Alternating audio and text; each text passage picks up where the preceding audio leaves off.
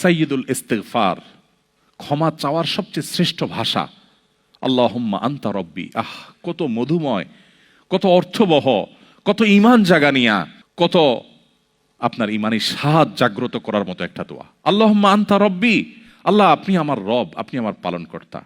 আল্লাহুম্মা আনতা রব্বি লা ইলাহা ইল্লা আনতা, আপনি ছাড়া সত্যিকারের কোনো মাবুদ নেই। ওয়া আনা আবদুক ওয়া আনা আলা আহদিকা ওয়া ওয়া'দিকা মাস্তাতা'তু, আমি আপনার গোলাম, আপনার সঙ্গে আমার ওয়াদা রক্ষা করার আমি চেষ্টা করি, মাস্তাতা'তু, যতটুকু সম্ভব হয়।